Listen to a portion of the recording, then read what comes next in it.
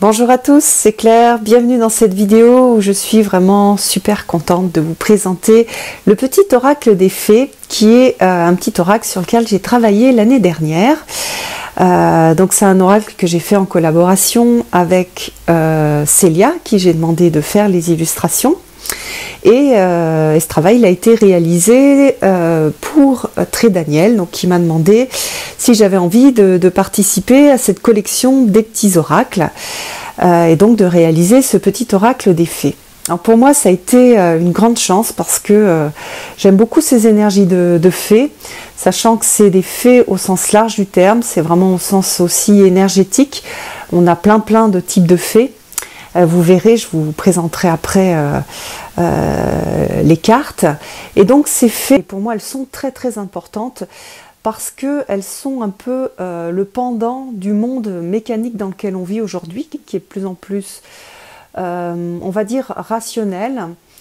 Et les fées représentent, le monde féerique représente le monde du vivant, le monde du mystérieux, le monde de l'enchantement, le monde de la beauté. Et ce sont des énergies donc, qui sont très importantes. Ça ne veut pas dire que la science n'est pas importante, mais ça veut dire qu'on a besoin de ces énergies-là pour les compléter. C'est un peu comme le yin et le yang, on ne peut pas vivre juste dans un monde. C'est très important d'être en connexion avec ces deux mondes-là qui s'accompagnent, qui peuvent aussi s'aider l'un l'autre. Et donc ça a été vraiment une très belle expérience de me reconnecter. Alors je suis déjà très sensible à certaines énergies féeriques, notamment les énergies qu'on trouve dans les élémentaux, dans les fleurs. Mais il y a d'autres aussi, vous verrez dans les cartes, il y a d'autres aussi, enfin il y a d'autres énergies féeriques. Et donc ça m'a permis de les recontacter au niveau sensible, et aussi de faire des recherches parce que j'avais envie qu'il y ait des fées qui soient des fées de chez nous, des fées françaises, francophones, parce que le monde féerique a été beaucoup développé pendant la période victorienne par les anglo-saxons, un peu moins en France, mais par contre on a toute une tradition féerique. C'est donc j'avais envie aussi qu'elles y soient, dans ce petit oracle. Alors donc voilà comment se présente ce petit oracle. C'est une boîte toute mignonne avec une magnifique illustration de Célia.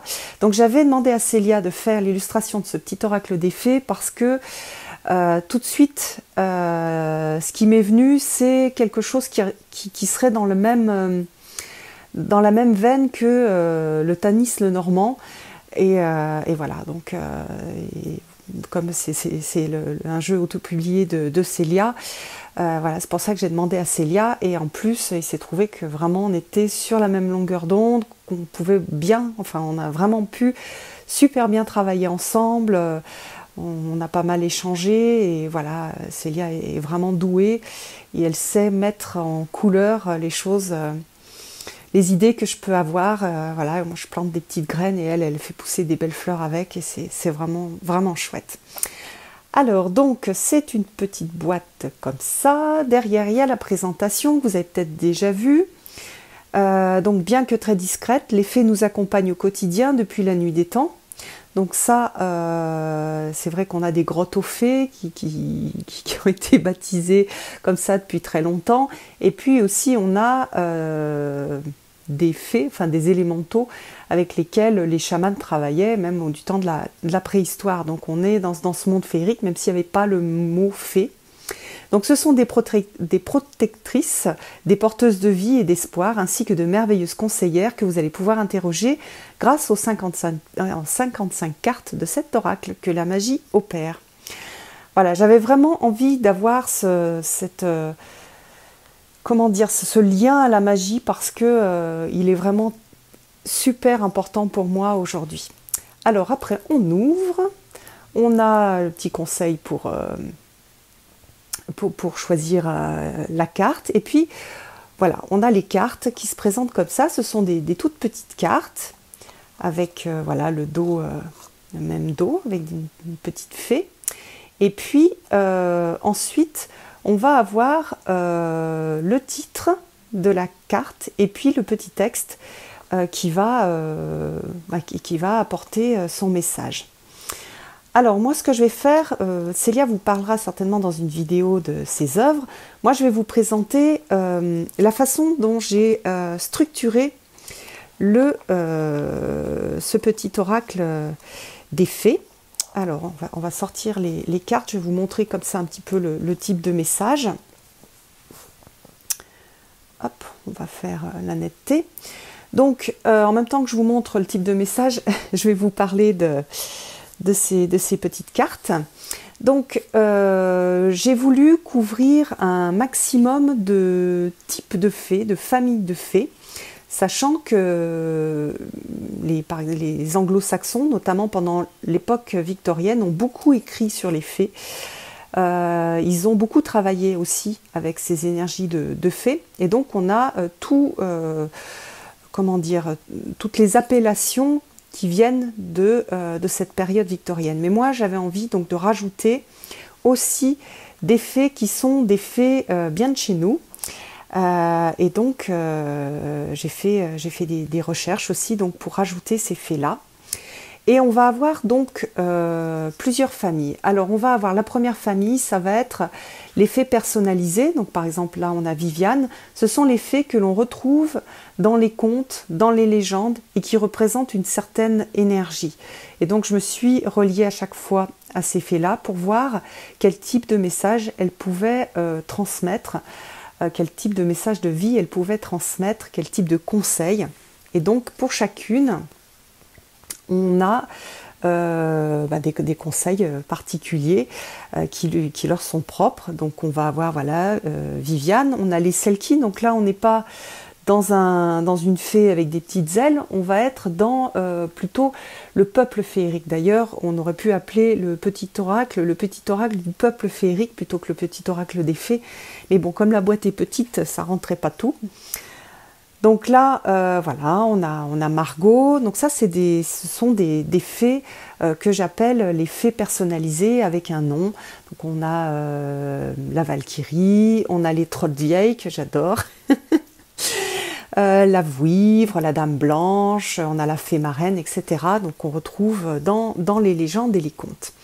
Ensuite, on va avoir les fées qui sont liées aux saisons, puisque là on est sur des phénomènes naturels et on va avoir ces énergies qu'on dit des énergies féeriques, des énergies de vie pour chaque saison, avec un message qui correspond au message de la saison. Et puis on va avoir aussi les élémentaux. Alors, les élémentaux, je vais essayer de vous en trouver. Voilà, ici. Donc par exemple, les élémentaux de la terre, ce sont les gnomes. Et on va avoir donc cette énergie de la terre et ce message lié à cet élément terre. On va avoir la même chose. Pour l'eau, ce sont les ondines. Pour le feu, ce sont les salamandres. Et pour l'air, ce sont les sylphes. Et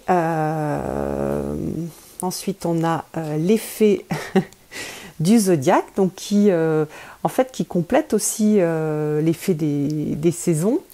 Donc on en a 12 bien sûr, et chacune porte en fait un bout de l'énergie de cette période de zodiaque. Donc ça veut dire qu'on peut, même si on est, par exemple moi je suis Verseau, je peux avoir un message de la fée du cancer qui va m'apporter cette énergie de la période cancer, parce que même si je suis Verseau, je traverse toute l'année tous les signes et chaque année, donc moi aussi je suis en lien avec cette fée du cancer. Et puis j'ai fait une petite partie sur 8 cartes sur les dons des fées et sur des choses particulières aux fées. Donc par exemple la danse, la première carte qu'on a vue tout à l'heure, il y avait Donc oui, il y a la curiosité, la langue des fées avec la poésie. Pour moi, c'est très important. La poésie, c'est vraiment aussi une façon très juste de se connecter aux fées. Il y a l'appel des fées, il y a le sillon des fées, la baguette magique. Et donc, voilà, on a ces dons de fées.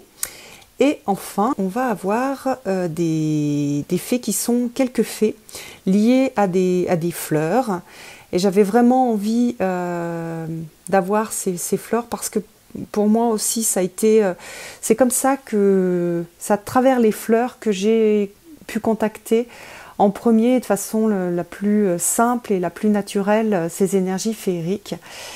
Et voilà, donc j'adore. D'ailleurs, justement, pendant toute cette période victorienne, il y avait énormément de travail sur la signification des fleurs et des faits liés aux fleurs. Et je trouve ça justement, très poétique, très doux. Voilà, donc mon idée, c'était de faire un oracle, justement, plein de poésie, plein de douceur, plein de magie. Un oracle qui puisse...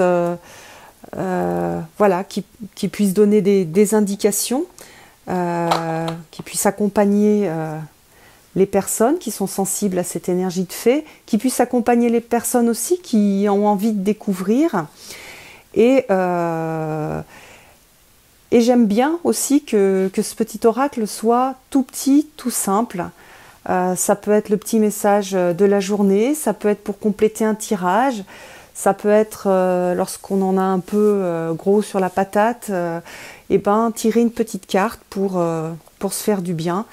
Voilà, et pour aussi apporter un peu de lumière, de la direction. C'est un petit peu ma petite lanterne, un peu la petite lanterne de l'ermite, celle qui brille un tout petit peu, et c'est la petite lumière quand on en a besoin. Et voilà, j'ai beaucoup de tendresse pour ce jeu. Je l'ai fait avec beaucoup d'amour. Voilà, maintenant il va partir un peu, il va partir dans le monde. Il est plus à moi. J'espère qu'il accompagnera avec beaucoup de douceur et de justesse plein de gens. Voilà, donc j'en dis pas plus. Qu'est-ce que j'ai oublié de vous dire? Si, que les bords sont argentés. Et je trouve que c'est une très bonne idée de les avoir argentés. C'est bien en lien avec les fées. Et puis voilà, alors il sort en avril, il sort bientôt. J'espère que cette présentation vous aura plu. Je ne vous ai pas montré tous les messages, je le ferai peut-être si ça vous intéresse, mais je voulais laisser aussi aux personnes qui auront envie de l'acquérir, de la surprise quand ils font un tirage, de découvrir les petits messages. Voilà, je vous embrasse tous et je vous donne rendez-vous pour une prochaine vidéo. À bientôt!